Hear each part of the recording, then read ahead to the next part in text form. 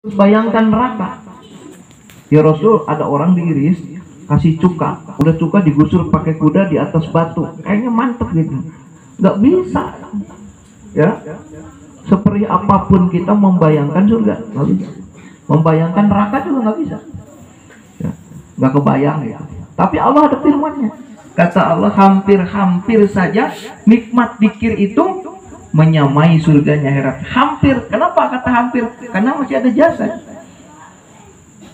Coba lagi nikmat dzikir, atau ada pegel, ada pekerjaan, ditinggal lah Sayyiduna Muhammad selesai. Coba bayangin lagi nikmat dzikir, nggak ada jasadnya. Nggak usah nyari duit, nggak usah kerja, nggak ada jasad, blong aja roh. Rasanya gimana? Itu namanya keabadian. Ya, makanya hampir. Yang disebutkan nikmat surga itu hanya bisa dijangkau, dipahami oleh orang-orang dzikir. Makanya kata Imam Ghazali, kalau isi surga isinya bidadari dan makanan, aku tidak berhasrat masuk surga. Tapi kalau surga isinya sholat dan zikir, barulah bukan kejar surga itu. Jadi lamun kita mah gini, banyak sholat, banyak zikir, udah masuk surga nggak sholat lagi, nggak zikir lagi, tinggal main sama bidadari selamanya gitu. Jadi pikirannya nggak aneh. Padahal kalau dipahami dari ayat tadi, ternyata nikmat surga itu adalah nikmat zikir kepada Allah. Jadi kalau di dunia sudah merasakan nikmat bersama Allah, di sana juga akan nemu nikmat yang sesungguhnya. Kalau kita antara nafsu dan akhirat masih nyambung. Ya, kira-kira mending dikir hobi, mending bidadari. Bidadari ya, bener lah, maklum lah namanya juga. Saya juga sama gitu ya. Makanya kalau orang seperti kita nggak punya guru, lewat udah. Oh, udah, biarpun kata Ustaz Hasanuddin udah top katanya, tetap aja bidadari lewat mal kuat udah. Aja dikir kopi mantap ke. Nah, itulah kita ya. Kalau sudah saya mursyid udah kita masih. Makanya kita butuh guru. Saya nanya ke Abah, ada orang getol dikir, wah mantep. Tapi robitohnya kurang, sama abahnya jauh batin. Ada orang yang dikirnya biasa saja, tapi sama abah mahabahnya luar biasa. Mana abah yang lebih cepat sampai? Kata abah, yang ibadahnya biasa, tapi suka dekat dengan mursyid. Dekat, jasadnya dekat, hatinya dekat. Oh, jasadnya harus dekat, hatinya dekat. Jadi mengikat murid dengan syekh mursyid itulah yang namanya kekuatan rohani. Tapi kalau abah nggak ngomong begitu depan umum, ngomongnya apa di panggung? Mahabah itu, robitoh itu mengamalkan amaliyah. Benar, memang abah ngomong gitu. Ya, ada orang katanya ditagih hutang ceritanya. Bingung yang lagi ngambek udah gini. Saya wiridnya saya ganti aja, abah awas tulungan, abah awas tulungan, abah tulungan gitu.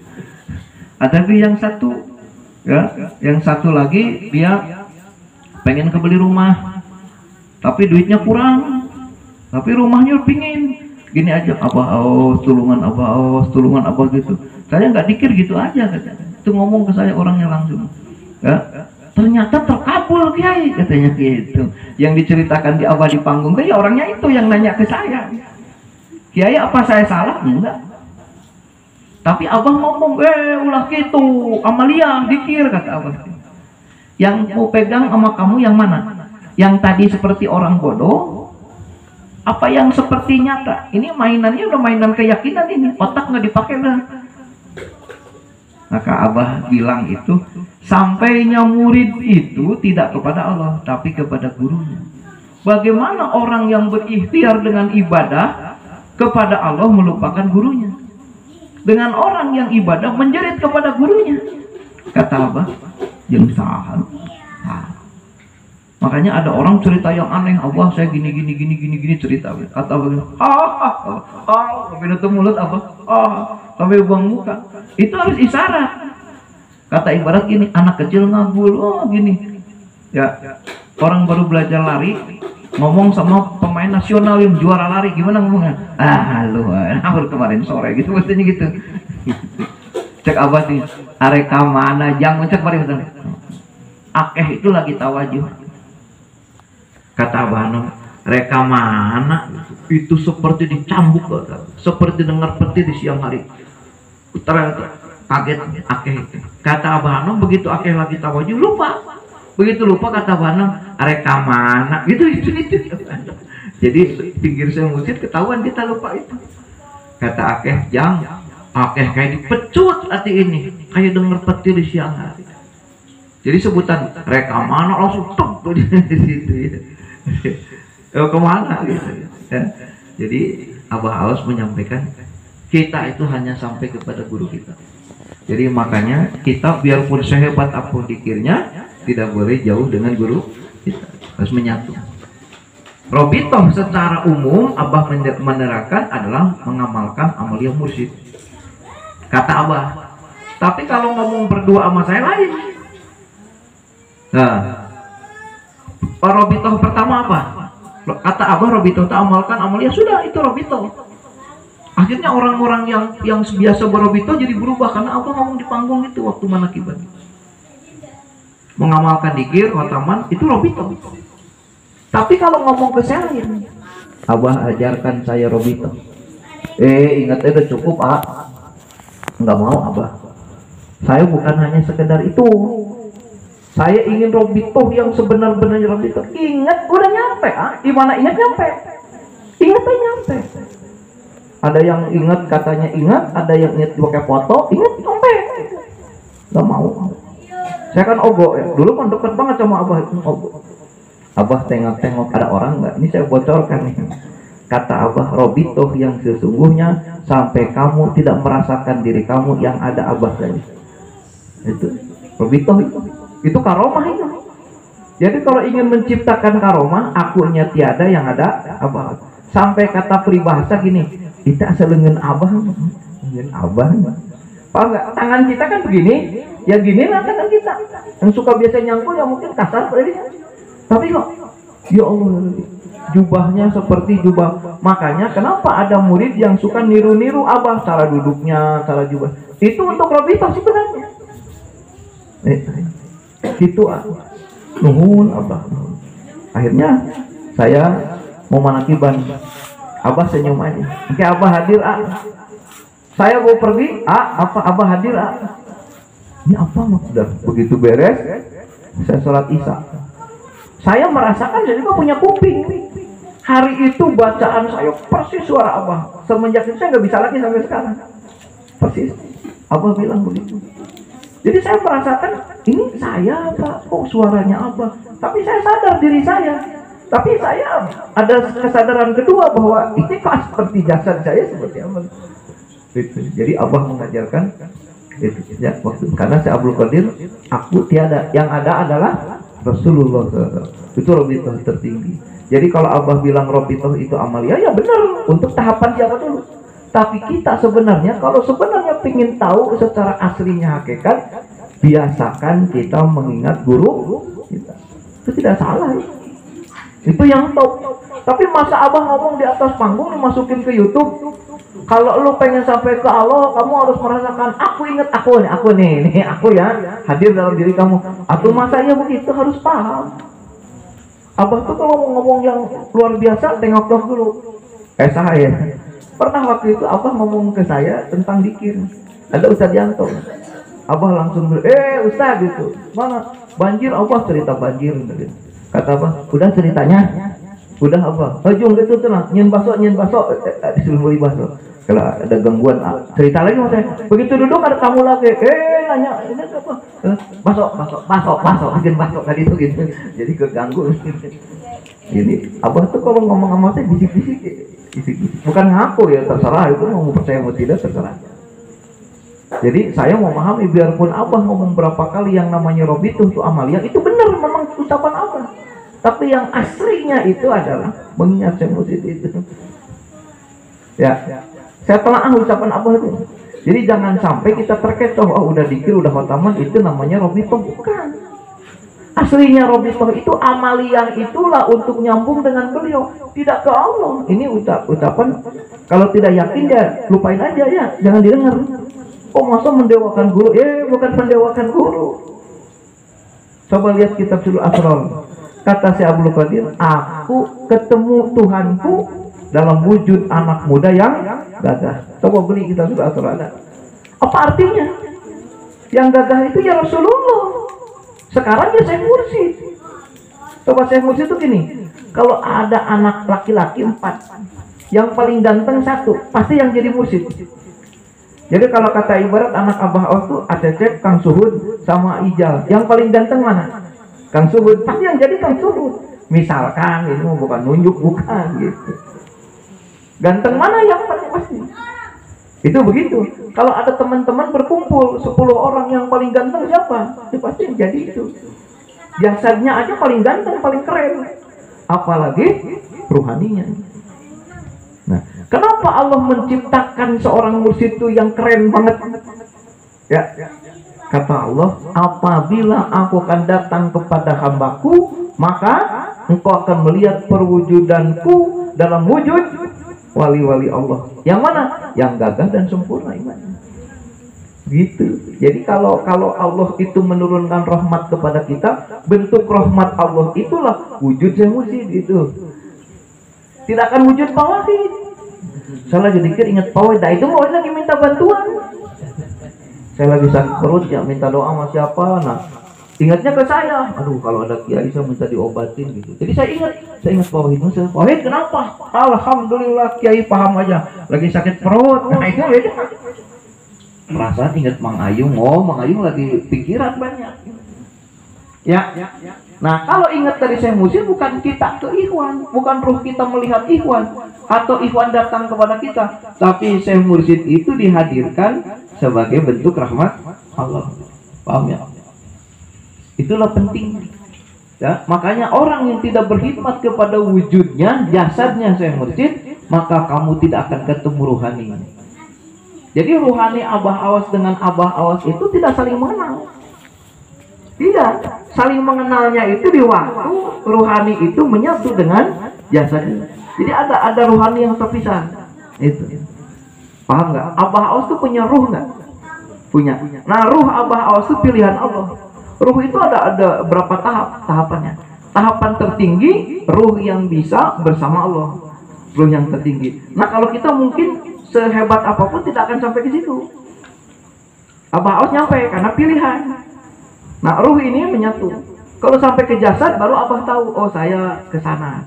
Kalau tidak, ruh yang dipilihkan oleh Allah mengambil ruh Syekh Muhammad Abdul Ghaus itu adalah untuk kita. Makanya kalau kita datang, kalau Abah Jagat datang kan sama Abah dihayap ya ngobrol. Kalau kita salaman aja enggak? Gini aja udah lewat aja. Jangan merasa dibedakan. Karena yang disebutkan Syekh Mursyid itu adalah bukan manusia. Hakikat Syekh Mursyid bukan Abah Awas, salah. Kalau kamu ketemu Syekh Mursyid, Abah Awas di Sinarasa, bukan pintu kemursidan Abah itu. Jadi Abah Awas jasad yang Sinarasa adalah pintu kemursidan. Dengan ketemu jasadnya itulah kamu ketemu dengan ruhnya yang menyatu dengan dirinya. Yang mana di ruh yang tertingginya itu ada Allah. Paham ya? Itu. Ya, yang pertama kan perbendaraan, kosron, sodron, kolban, fuadan, ya, kemudian sabopan, kemudian luban, siron, anak. Nah, Abah Awas nyampe anak, karena ditarik oleh Allah, maka anak itu menyatu dengan ruhani yang sudah tampilkan siron. Nah, dari siron turun ke bawah, ketemu yang namanya jasad. Paham nggak? Jadi waktu Syekh Mursyid datang kepada kita, Abah Awas yang di Sinarasa tidak tahu. Kalau jutaan muridnya tidak tahu. Tapi yang bergerak itu adalah ruhaninya. Kenapa harus ruhaninya pakai wujud Abah Awas? Karena Allah akan menampakkan perwujudnya dalam bentuk Syekh Mursyid. Itu namanya Allah mempermudah dirinya supaya sampai kepada wujud. Dan untuk mempermudah si wujud ini yang tidak sampai, supaya jadi sampai gitu. Liar dalam liar untuk jadi orang luruskan ya Allah ya. Gitu. Gitu. Bising gitu, bising orang ngamusrikeun, namun iya, lamun Pak Hasanuddin ngamusrikeun omongnya dipecat ku saya, mana kibanan. Lamun Pak Hasanuddin bilang begini, terpercaya dipecatnya jadi ikhwan. Mama Adam lu kalau cerita, oh yo, tahu lah, tahu ajengan Adam. Nah, kalau cerita ajengan Adam Isa belum. Kalau sudah jam 2, oh top. Makanya saya kalau datang ke ajengan Adang, datangnya jam 12. saum dulu siangnya gitu. Siap bapak, siap dong. Jam 12 saya datang. Ketawa dia, ngopi dulu. Baru jam 2. Gak ada yang lain-lain ikut nimbrung, gak ada. Karena ucapan ini tidak bisa dipahami orang Jawa. Itulah ya, makanya udahlah ya, nanti apa contoh gitu. Jadi kita itu bagaimanapun siang malam riadoh tidak akan sampai kepada Allah. Ya, itu makanya ginilah contoh lah. Kalau bahasa gini, surga itu nggak kebayang nikmatnya. Surga itu nggak kebayang luar biasanya. Apa mungkin dikasihkan sama sampean yang model begini? Udah umurnya pendek, ibadahnya kedul, dikirnya sedikit, masa dapat surga yang begitu nikmatnya banyak? Coba lihat umat yang lain. Umat Nabi Nuh rata-rata umurnya berapa ratus tahun. Nabi Ibrahim berapa ratus tahun. Nabi Adam berapa ratus tahun. Kalau surganya disamakan dengan umat Nabi Muhammad, iri mereka. Nabi Musa ibadahnya kayak apa ratusan tahun. Orang 50 tahun, 30 tahun bandel, 20 tahun ngamal gendikir ke surga begitu. Pikir sama logika. Kita itu akan masuk surga, ditolong masuk surga. Kenapa? Karena nabinya orang luar biasa. Semua nabi, semua rasul hormat kepada kanjeng Nabi Muhammad SAW. Makanya Allah mengatakan umatmu Muhammad udah kecil, lemah, pendek umurnya, tapi surganya paling tinggi. Kenapa? Yang nganterinnya top. Jadi kalau Pak Wangi diantar sama bupati mau ketemu Presiden Jokowi, saya diantar sama gubernur ya beda. Bupati ntar tahun depan itu jauh. Apalagi diantar sama anaknya tuh, anaknya Jokowi, dua teman sekolah udah main ke rumah aja, ke rumah main, ketemu. Beda. Nah kedekatan Rasulullah kepada Allah itu dihormati oleh para nabi, bukan merendahkan nabi lain. Nah saking sempurnanya dalam cepat aja sampai. Tapi ingat umat Rasulullah saking cepatnya yang bandelnya juga nerakanya paling dalam, paling keras. Nah makanya disitulah ada kata bukan engkau tapi rahmatku kepadamu ya Muhammad. Allah begitu.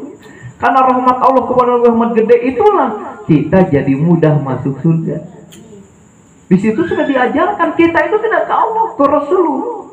Makanya para habaib itu hebat mana dikir dengan sholawat, hebatan sholawat. Kenapa? Kalau dikir tuntutannya harus sempurna. Tapi kalau sholawat ada kebiasaan yang namanya adab kepada makhluk. Kalau dikir ke Allah, kalau sholawat ke Nabi Muhammad. Makanya orang dikir nggak sholawat nggak sampai. Nah sholawat itu robitoh sebenarnya. Itu ya. Makanya kita harus ambil bagian. Perjuangan Syekh Mursyid. Kalau orang jadi murid hanya jadi pengamal. Kalau ingin jadi murad, ambil bagian perjuangan Syekh Mursyid. Namanya murad, kesayangan guru di atas murid. Jadi jangan jadi murid yang diam. Dan saya mah ngomong nggak bisa, sodakoh nggak punya duit, tenaga kepake. Kata Abah, ramaikan manakiban, datang aja ke manakiban. Pak Dede nyiapin makan, yang makannya siapa? Kita. Jadinya amal Pak Dede karena dimakan. Pak Dede nyiapin makan, yang makannya saya. Saya dapat amal makan ayam, Pak Dede dapat amal sore nyiapin ayam. Jadi jangan berpikir, saya mah nggak bisa. Kata siapa? Datang ke tempat manakiban untuk meramaikan manakiban sama dengan iman tuh. Manakiban tara di imah wae. Oh, yang penting mau getol itu bisa. Urang mah di imah wae getol dikir sorangan teu kudu manakiban teu kudu urang mah di imah wae urang mah ngolah sorangan cenah ngolah sorangan tapak sorangan liur kayak gitu. Tidak bisa. Abah itu menurunkan rahmat di manakiban. Apa kata Syekh Abdul Qadir? Di mana kamu datang di satu tempat menceritakan aku, Tuhan Syekh Abdul Qadir. Di manakah tempat kamu akan mendapatkan rahmat Allah melalui itu? Tidak ada yang tahu. Makanya kenapa Syekh Abdul Qadir itu menyembunyikan rahmatnya di mana? Kita tidak tahu. Kadang-kadang Mang Ayu mungkin di Wadas nggak nemu, di Bekasi nggak nemu. Di sini nemu. Makanya manakiban itu bukan mencoba, belajar muter. Yang belum ke Pak Dede ini, Pak Dede. Kadang-kadang yang belum kemana nih? Jangan-jangan ke sana tuh, ke Pamulang yang jamaahnya sedikit. Sono. kali-kali gitu, karena tidak tahu. Jadi guru itu menurunkan rahmatnya itu kepada kita sehingga kita jadi orang top di thariqat itu di manakiban. Lain dikir-dikir sorangan di manakiban. Kenapa manakiban itu kesukaan guru? Gitu. Jadi kalau kita lagi dikir emang ayung dikir. Tentu Tuhan si Abdul Qadir datang. Tapi kalau di manakiban beliau sudah sumpah. Setiap manakiban aku hadir. Jadi nggak usah manggil lagi di mana datang ke manakiban Tuhan saya ada. Sedangkan kata nih Abah ini lah cerita ininya cerita nih Abah Suwadi saya tanya Abah saya itu pengen wusul kepada Allah lagi khotaman lagi tawasul lagi apa tandanya kata Abah mulainya adalah nikmat tidak akan ketemu nikmat kalau nggak banyak jadi bisa nikmat tuh latihan yang banyak belajar dikir yang banyak di mana nemu nikmat itulah kamu mendekat setelah nikmat ada merinding tapi nikmat saking nikmatnya sampai merinding badan itu nah merinding itu lepas dosa dan lebah segala kesusahan jadi mau pada bawa gitu yuk aset itu laku-laku kumaha duit itu boga pada dia nyen roti lu bawa masalah tawasul aja kalau nggak dikit sampai terasa ser merinding nah itu kesusahan penghalang hidup itu yang nempel di badan bekas oh gitu Abah iya merinding itu kan sembarangan, itu lepas dosa, lepas hijab. Setelah itu merasakan terenyuh, pikir suka pengen nangis ya? Nah, di waktu orang baca la ilaha illallah, menangis mengingat sifat-sifat Allah, mengingat kemurahan Allah, itulah Allah sedang bertanya kepadaku. Ibarat lagi susah ditanya, Pak Dede aya naon, tapi nu nanyanya Allah, enggak ada suaranya Allah. Makanya dikir sampai tersentuh sampai menangis karena syukur bukan ya Allah la ilaha hutang kabari la ilaha illallah itu mah itu mah cek setan teh iya deh tukang mengeluh kok aing asupan ya gitu lagi keadaan kecewa keadaan susah dikir lah la illallah ya muni bager-bager teh Gusti Allah Gusti urang teh bedegong tapi teu disiksa ku Allah urang teh bedegong Gusti ka Allah teh loba dosa tapi ku Allah teh deket yang saya mursi boga dikir boga nikmat ya Allah bager-bager ya Allah benar cerik mana era itu Allah gitu malu kepada Allah itu salah satu bentuk makrifat setelah itu Allah berkata waktu kita usul kepada Allah kata cek Allah dikir yang sama nih tadi mau cek bahasa orang mana Allah ngomong gitu ya mau bahasa orang orang ngerti usah tapi nggak ngerti kayak itu terangkan yang sahaka dia kenapa Allah menolak orang yang datang melupakan wasilah makanya anak tidak boleh lupa orang tua murid tidak boleh lupa guru karena ini perjalanan Allah yang datang bukan orang tua yang datang saya mursyid maka dalam kitab Futuhul Arifin karangan Syekh Sambas kalau nalkin itu summa ila arabahi abaihi nggak boleh dibaca karena jangan sampai guru saja Abah ngomong gini punya kitab Futuhul Arifin ya? Iya Abah dikasih dari Banten dari Abu Ya Armin dari muridnya. Saya bilang Abah ini tidak disebutkan. Zaman Abah mah sebutin.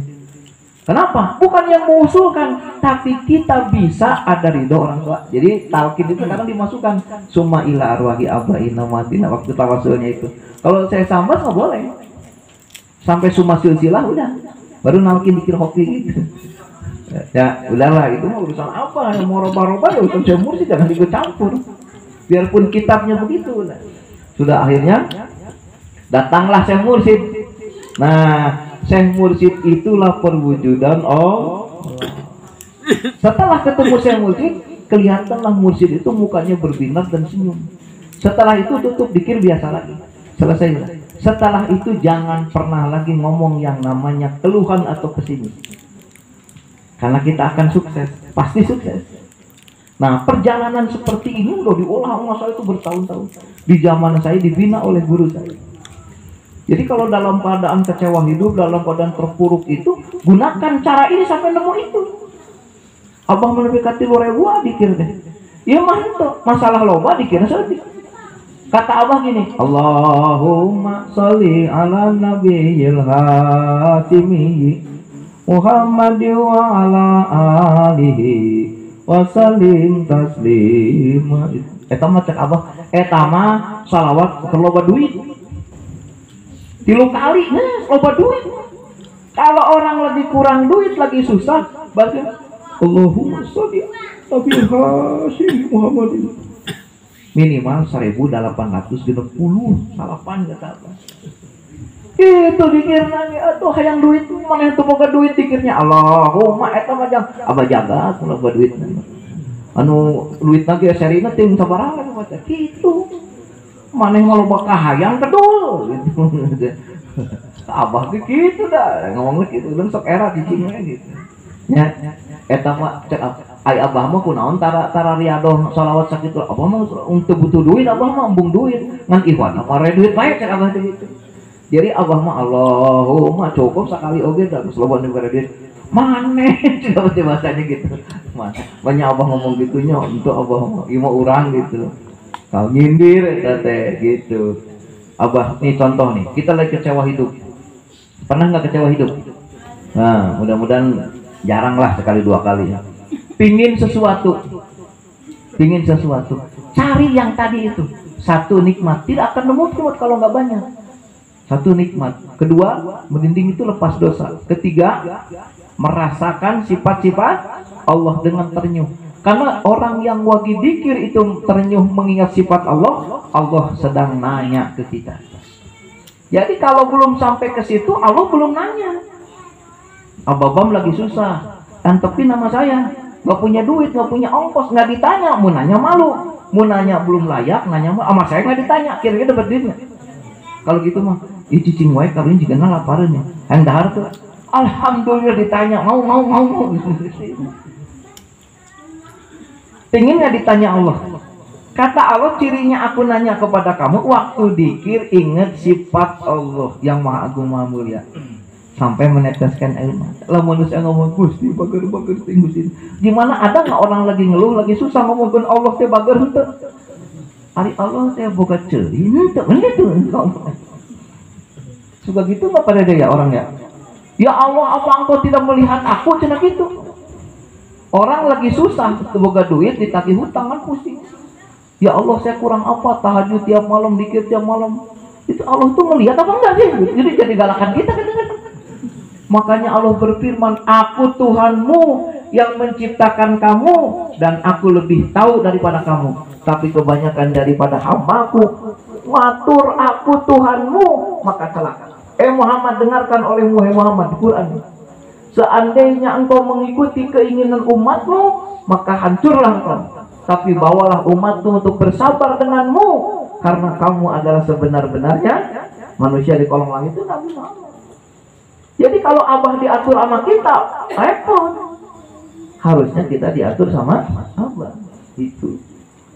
Sebenarnya nama ulang tahun teh abah teh embung 1 tahun sekali. Hayang nama abah teh ayo 5 tahun mesti ngelila teuing kamurahan abah lah 3 tahun sekali abah. Gitu tapi abah teh kudu kumaha ngomong ada kahayang Ikhwan. Abah mah nyenengin Ikhwan rek. Ada abah gitu. Aya dikir 70 genep jam nya abah mah teu minta. Nya abah ieu mah kahayang Ikhwan. Iya, abah menghargai Ikhwan karena itu cita-cita baik. Yang paling utama bukan dikir banyak seperti berjam-jam. Istiqomah setiap habis sholat dikir. Mun dikir 3.000 sebelum sholat. Habis sholat dikir buah hutang belum dikir. Wow, gagah mau disuruh dikir 3.000 memeh dohor teh wah. Ayo barang dohor 3 tetap buah hutang disuruh gitu. Dan ditahna ge mendingan 165 enggak sholat. Gitu, cek abah gitu abah mah teu nitah nya abah disebut meni panjang ngaran teh al-mutaqi al-muwaffa abah mah teu silau geus paham abah mah di zaman abah anom juga abah mah qadian naksabandi jadi abah itu qadian naksabandi sebagai gelar dari thariqat bukan abah tidak menghargai itu jangan mempersulit Ikhwan. Silahkan ngomong nama abah yang panjang, abah gak ngelarang.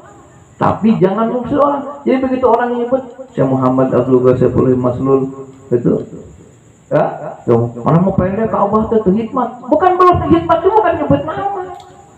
Akhirnya Abah di Bandung nyebut cukup nama Abah Awas, sebut Abah Awas, sudah selesai.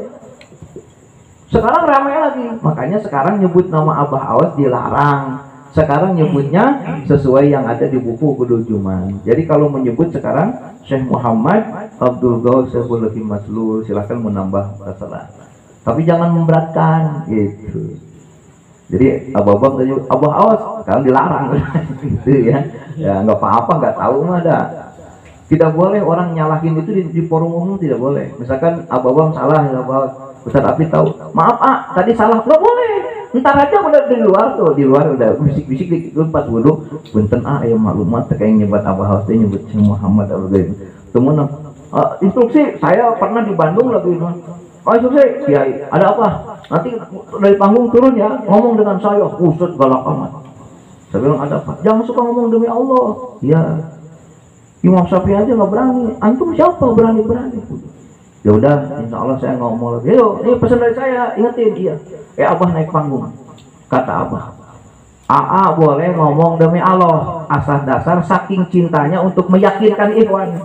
Siapa yang tidak boleh? Udah, langsung ngerut itu Kiai, aing dibela ku Abah yang menagas gitu. Tujuannya lihat yang tidak boleh itu apa? Orang salah ngebela diri, pakai demi Allah. Kalau orang untuk menguatkan, nggak masalah. Saya demi Allah, demi Rasulullah, Abah Awas saya mursyid, yakin saya untuk meyakinkan diri dan temennya nggak masalah. Tapi ulah daripada pasalah. Alhamdulillah ya. Jadi ada ucapan-ucapan yang kadang-kadang ya kita tidak bisa begitu memahami. Jadi sekali lagi ini jangan dibilangkan putus. Jadi kalau Pak Cik punya masalah, dikira 200, nggak nyampe, harus ada klimaksnya, ada standar. Ya, standar orang kaya di Indonesia itu duitnya berapa kan ada. Kata Pak seorang kaya di diri asli, duitnya sabaraha, kan itu jelas ada. Kalau jualan lari juga ada. Misalkan 10 detik, kalau pingin mecahin rekor, kan ada standarnya, 9 detik gitu, paham nggak? Nah ini juga ada. Dzikir yang mana yang bisa menyelesaikan masalah itu? Dzikir yang sampai pada tahapan nikmat. Satu itu modal. Kalau sudah nikmat pasti merasakan nangis mengingat sifat Allah. Kemudian setelah itu hadir semujud. Selesai. Karena Allah nanya gini, orang yang datang ke Allah nanya dengan siapa? Coba paham nggak? Kenapa Allah nanya kamu dengan siapa ke sini? Masa Allah ngomong gitu? Tapi maksudnya apa?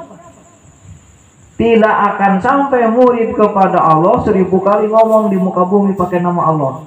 Tidak pakai Syekh Mursyid, nggak ada. Jadi di dunia ini tidak ada orang yang jadi wali Allah tanpa talqin, tanpa belajar thariqat kepada Syekh Mursyid. Itu orang ngomong, kata orang ini mau wali, ini mah habaib, nggak bisa. Harga mati. Orang jadi wali itu harus talqin, harus ketemu Syekh Mursyid, karena yang membuka ruh kepada Allah itu hanya Syekh Mursyid. Mang Isur turun ke dunia, ruhnya terhijab. Yang membuka hijab supaya ruh Mang Isur kembali lagi ke Allah itu Syekh Mursyid. Bukan Syekh Mursyid, nggak bisa, itu udah hukum mati. Makanya dibahasakan Allah, dengan siapa kamu kesini, artinya nganternya siapa. Artinya apa? Jangan percaya kamu di dunia ada wali nggak pakai talqin. Nggak ada. Nggak ada. Maaf. Kalau saya ngomong keras boleh nggak? Muhammadiyah nggak ada jadi wali. Orang nggak talqin. Ayo jadi galak tuh amat. Supaya yakin, jangan silau begini. Jenggot panjang. Kepala botak.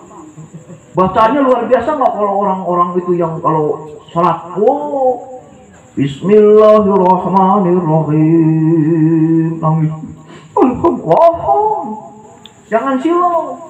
Sujudnya kata teteh serius, beliau akhirnya lain maju Islam itu mundur dalam sholat yang mana dilakuin sujudnya. Orang sampai ke Allah itu pakai rekayasa otak, nggak nyampe. Harus ngikut aturan Allah. Tadi saya bilang umat Nabi Musa hebat nggak? Masuk surganya duluan mana sama umat Nabi Muhammad SAW? Duluan kita. Kenapa Nabi Musa malu ketemu Nabi Muhammad? Ngomong kemana? Berani dia bilang, ya Allah terima umatku, nggak bisa nunduk. Kenapa? Sungkan. Apa sungkannya para rasul? Aku telah menggunakan mujizatku untuk membinasakan umatku. Tapi engkau Muhammad, kau tertindas dan teraniaya, tidak pernah keluar kata untuk membinasakan umatmu. Malu para nabi. Nabi Nuh malu, Nabi Musa malu. Itu hebatnya semua. Ya mau diciptakan Allah begitu, Nabi terakhir. Ya. Nah, Nabi Muhammad hebat sama beliau. Jadi tidak ada. Ngikut itu nggak ada. Bukan kita ngikut Muhammadiyah. Terhadap sholat, zakat, puasa, haji. Iya. Yang menyempurnakannya siapa? Harus kepada akulah pengganti Rasulullah SAW. Itu Syekh Mursyid. Tidak akan putus sampai akhir zaman. Jadi kalau tidak pakai ajaran Syekh Mursyid, nggak bisa. Apabila Allah akan menjadikan hambaku waliku, aku buka pertama kali dengan zikrullah. Yang dibuka dulu dengan zikr, tidak yang enggak. Kita yang dibuka aja kadang-kadang berat jadi wali itu. Kalau orang, saya nanya dulu, Abah, kalau orang Muhammadiyah ditawasuli nyampe di dunia yang bung tawasul gitu. Abah awas gitu. Abah, ayo badal talqin cenah. Saha dibadalkeun cenah, terus pupus Abah. Tapi ke waktu di dunia diajak talqin enggak mau. Kumaha lamun geus maot Abah ditalqikeun. Kalau di dunia gembung kok geus modar Abah teh gitu. Cek Abah. Yang ditalqin itu dibadalkan yang tidak tahu waktu di dunia. Ingin mencari Syekh Mursyid tapi nggak ketemu sampai meninggalnya. Itu ketalqin. Pengen sholat khusyuk ya kemana? Katanya ada Abah Awas, tapi yang di mana? Jalannya kemana? Sekampung saya nggak ada yang belajar thariqat. Tapi ada. Ada orang sampai 20 tahun nunggu ingin ketemu Abah Awas. Begitu ketemu saya ditalqin, sampai joget-joget congkirongnya, nangis sampai sujud-sujud. Ini yang dicari Allah, ini. Orang manakiban dulu. Kiai ke rumah saya ya, manakiban. Ntar Pak jangan semangat-semangat, baru talqin amalin dulu ya. Gitu. Jadi pengen ketemu Abah Awas. Nah ini orang biarpun nggak ketemu meninggal, tetap ketalqin. Kenapa? Ada cita-cita ingin gitu. Tahu gimana? Sholat mah kumaha aing daek sholat di lumayan daripada henteu. Kamu mau maju tuh. Sholatnya getol pengen wudu, nggak ketemu Syekh Mursyid, ketemu. Sekarang kita mah sudah alhamdulillah. Yang tidak mau ketemu nggak bisa. Coba lihat surat Al-Kahfi. Apa kata firman Allah? Ada di antara kamu yang mengerjakan amal soleh dan berilmu, tapi dialah orang paling menyesal di akhirat. Kenapa? Dengan ilmunya dia menolak perjumpaan dengan Tuhannya. Artinya perjumpaan Tuhan itu talqin. Orang banyak ilmu, kiai banyak kitab, nolak talqin. Nanti di sana paling nyesal. Kenapa? Amalnya banyak tapi nggak nyampe. Cek orang bandel, teh uang mengenah jadi preman, mabok, bahkan masuk neraka wajar. Mana ahli ibadah neraka juga. Tapi tetap ada pengangkatan nanti, ya nggak abadi. Tapi tetap ayahna. Nah jadi, sekarang saya dikir nggak nikmat, ini lagi bermasalah. Dikir 1000 nggak nikmat. Cari yang nikmat. Makanya Allah ada Sayyidul Alam, ada karoha, ada itu sa'ah, bukan karoha sa'ah. Saya dikirnya di makam wali bisa nikmat. Di makam wali nggak nikmat, tapi di manakiban nikmat. Kejar manakiban. Lain kieu, urang loba masalah kan. Mang manakiban tuh, kayak orang istirahat mau ke manakiban kan loba masalah soal justru di manakiban itu. Paham nggak? Ya, siapa orang yang melupakan urusan dunia sesaat, maka aku akan hadir menjadi ada. Jadi tadinya nggak ada, jadi ada. Karena diadakan oleh yang maha ada. Siapa orang yang teraniaya mendapatkan musibah, dia mengosongkan dirinya dari kata musibah itu, maka musibah kembali kepadaku. Akulah yang membuatnya dan menghilangkannya. Jadi kalau kita nemu masalah, datang di manakiban, lupa itu masalah, yang ingat Allah saja, masalah hilang. Tapi siapa orang yang mengingat kesusahan sedikit dari nikmat yang banyak, maka kesusahan itu tidak akan pernah pergi darinya. Hati-hati. Makanya begadang mengosongkan diri. Jadi Pak Dede yang dipikir roti. Sekarang mah jadi bukan Allah, balikin udah. Rotinya lancar karena banyak ingat Allah. Ya, jangan banyak ingat roti lupa Allah, jangan banyak ingat Allah lupa roti. Karena lagi bersama Allah. Makanya dikatakan apabila kamu beribadah lupakan dunia seluruhnya. Bukan dunia ditinggalkan. Coba dari roti gua guling-gulingin nih, mau dikir bukan. Roti urus. datang duhur, Allahu Akbar, Allahu Akbar, ingetan roti, tinggalkan Jadi artinya sholat melupakan dunia itu melupakan pikiran-pikiran dunia. Bagaimana caranya? Ngatur nafas. Jadi pikiran itu bisa hilang dengan nafas. Tidak pakai nafas nggak bisa, mau sampai budek nggak bisa. Makanya dikir itu harus sadar nafas. La ilaha illallah. Waktu nafas masuk dan keluar harus sadar bahwa nafas itu masuk. Di mana kita konsentrasi ke nafas, pikiran berhenti. Tapi di mana kamu lupa nafas, pikiran. Coba orang menghayal, sadar nggak sama nafasnya? Enggak. Tapi orang eling sadar sama nafasnya. Terus lah jadi jauh ke pusing sampai jam 12 narita ke net. Nah penting mah cari nikmat dikir sampai merasakan. Pernah nggak dikir waktu itu ada Abah Awas? Pernah? Kalau pernah, dikatakan siapa orang yang di waktu zikirnya atau bermimpi ketemu mursyidnya, yakinlah dia adalah muridnya. Kita akan bersama di dunia dan di akhirat. Berjanji. Tapi kenapa Abah tidak mengabulkan hajat-hajat saya? Abah berfirman, Panjang Sunan Gunung Jati ngomong sama Allah. Apa kata beliau? Ya Allah, aku telah mendengar dari Rasulullah SAW, orang yang dihidupkan hatinya dengan zikir, doanya akan diterima secepat kilat.